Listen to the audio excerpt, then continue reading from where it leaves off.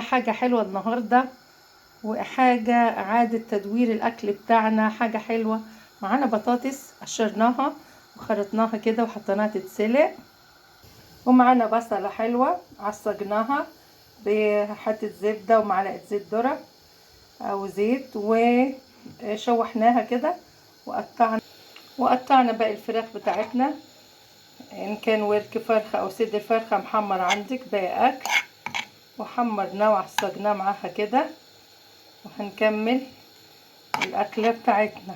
وإعادة تدوير الأكل دي حلوة جدا، وتعملي أكلة حلوة وجميلة. وشوفوا معانا هنعمل ايه حبايبي. وحطينا بقى الفراخ وملح وفلفل وقرفة وجنزبيل، وهنقلبهم شوية ونشوف هنعمل ايه حبايبي. غلينا اللبن وعملنا بشاميل جميل جدا، حطينا ملح وفلفل وقرفة وجنزبيل اهو رهيب اهو. وحطينا الزبدة، انا عملته البشاميل على طول اللبن، وحطيت الدقيق والزبدة وقلبت فيه واستوى اهو. ما حمرتش الدقيق كده احلى يعني، ومرة كده ومرة كده جميل خالص. ومعانا البطاطس بتاعتنا اللي اتسلقت اهي، والعصاج بتاعنا اهو، حطينا ملح وفلفل وقرفة جنزبيل. هنقلبهم وهنبدأ نرص الصينية بتاعتنا جميلة جدا. احلى صينية بطاطس بالبشاميل ببواقي فراخ عندك، بواقي لحمة، اي حاجة تدوير، عادة تدوير بقى جميلة جدا، رهيبة رهيبة بجد. يلا هنشوف لما نعملها. حطينا بشاميل في قاعدة الصينية اهو. هنبتدي نحط البطاطس، ونحط رق بشاميل وبطاطس اهي يا حبايبي. وهنبدأ نحط عليها بشاميل كده، نبدأ نحط عليها كلها بشاميل اهي يا حبايبي. حطينا البطاطس وحطينا البشاميل، هنبدأ نحط العصاج بتاعنا اهو، تبلناه ملح وفلفل وقرفة وجنزبيل اهو، طعمه رهيب. هنبدأ نحط العصاج بتاعنا الفراخ، ايا كان العصاج عندك.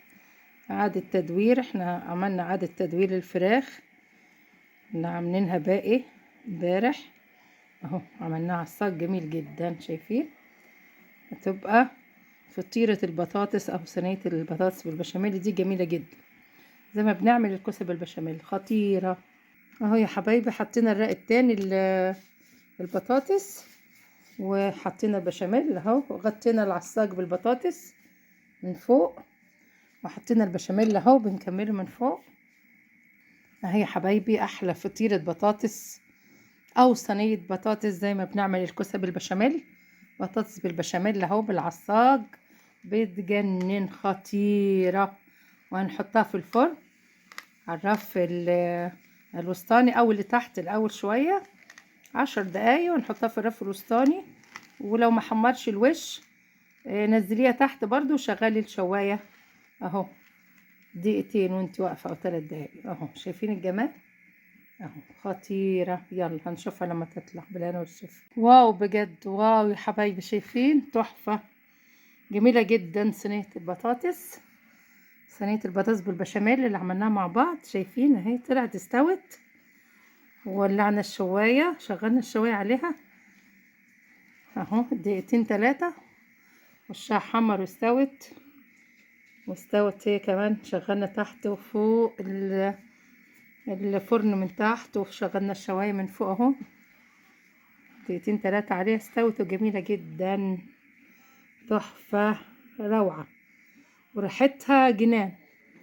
يلا اكلات ميرا، متنسونيش في اللايك والشير والسبسكرايب وكومنتاتكم الحلوة وكلامكم الحلو، وقولولي بتتابعوني منين.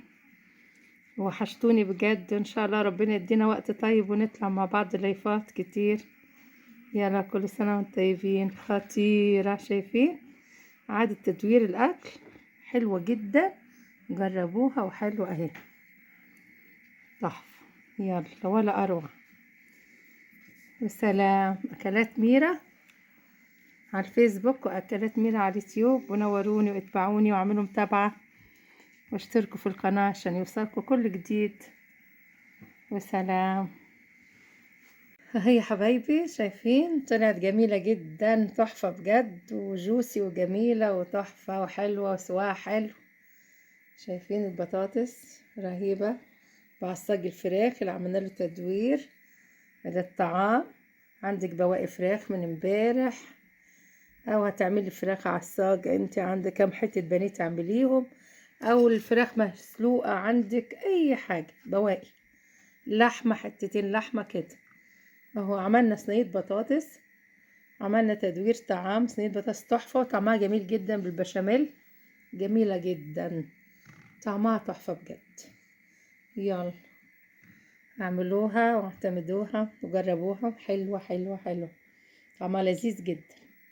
يلا اكلات ميرا، لايك وشير لو عجبكم الفيديو، واشتركوا في القناة عشان يوصلكوا كل جديد، وسلام.